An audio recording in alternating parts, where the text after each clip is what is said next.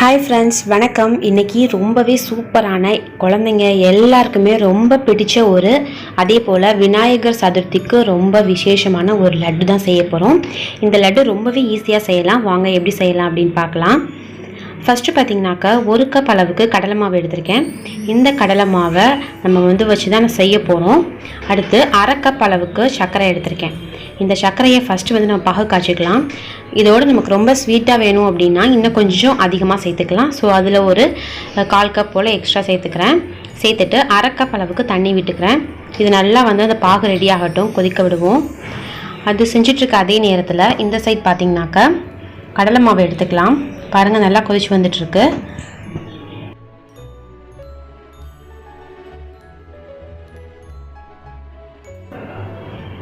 இப்போ இந்த கடலை மாவை எடுத்துக்கலாம்.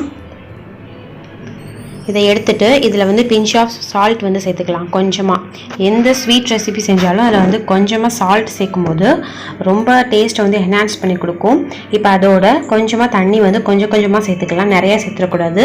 ஸோ நம்ம மிக்ஸ் பண்ணி கொஞ்சமாக சேர்த்துக்கலாம். நல்லா சேர்த்துட்டு இதை மிக்ஸ் பண்ணிக்கலாம். இதுக்கு நம்ம கலர் பவுடர் கூட சேர்த்துக்கலாம். சேர்த்தோம்னாக்கா நமக்கு என்ன கலர் வேணுமோ அந்த மாதிரி சேர்த்துக்கலாம். நான் இப்போ லைட்டாக அதில் கலர் பொடி சேர்த்துக்க போகிறேன். ஸோ அதை சேர்த்து நல்லா கரைச்சி எடுத்துக்கலாம்.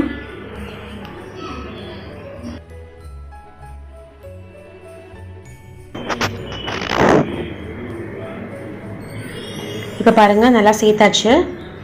இந்த மாதிரி மாவு இந்த பதத்தில் தான் இருக்கணும். ரொம்ப கெட்டியாகவும் இல்லாமல் ரொம்ப தண்ணியாகவும் இல்லாமல் இந்த மாதிரி செஞ்சு வச்சுக்கணும். ஸோ அடுத்து பார்த்திங்கனாக்கா அதே போல் அந்த பாகு இப்போ ரெடி ஆகிடுச்சு. அதை இறக்கி வச்சிடலாம்.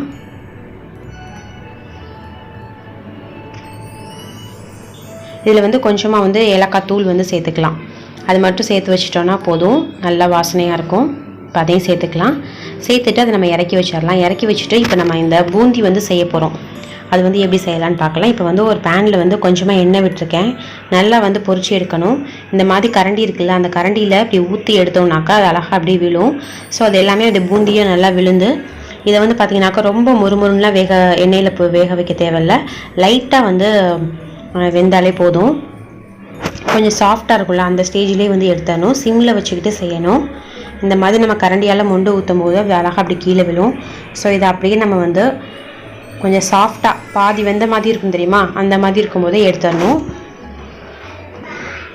ஸோ அது எல்லாத்தையும் எடுத்து நம்ம பாகு காய்ச்சி வச்சுருக்கோம்ல அதுலேயே சேர்த்துடலாம். இதே மாதிரி பொரிச்சு எடுத்து நம்ம எல்லாத்தையுமே அது மாதிரி பொரிச்சு எடுத்துக்கலாம். ரொம்ப டக்குன்னு செஞ்சிடலாம். அதே போல் ரொம்ப ஈஸியாகவும் இருக்கும் செய்கிறதுக்கு. இது பார்த்திங்கனாக்கா விநாயகருக்கு ரொம்ப பிடிச்சமான ஒரு ஸ்வீட்டு. அவருக்கு லட்டுனா ரொம்பவே பிடிக்கும். ஸோ கண்டிப்பாக அதை செஞ்சு பாருங்கள். இந்த மாதிரி நம்ம அதில் எல்லாத்தையும் போட்டுட்டு இதை நல்லா மிக்ஸ் பண்ணி விட்டுக்கலாம்.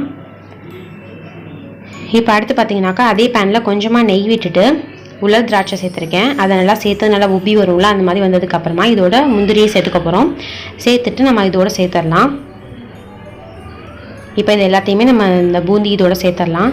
சேர்த்துட்டு இதை நல்லா மிக்ஸ் பண்ணிக்கணும். நல்லா பிசைஞ்சிற அளவுக்கு மிக்ஸ் பண்ணி வச்சுக்கணும். ஸோ இப்போ லைட்டாக கொஞ்சம் சூடாக இருக்கும். அது ஆறுனதுக்கு அப்புறமா நம்ம இதை உருண்டையாக உருட்டி எடுத்தோம்னாக்க சூப்பரான லட்டு ரெடி ஆகிடுச்சு.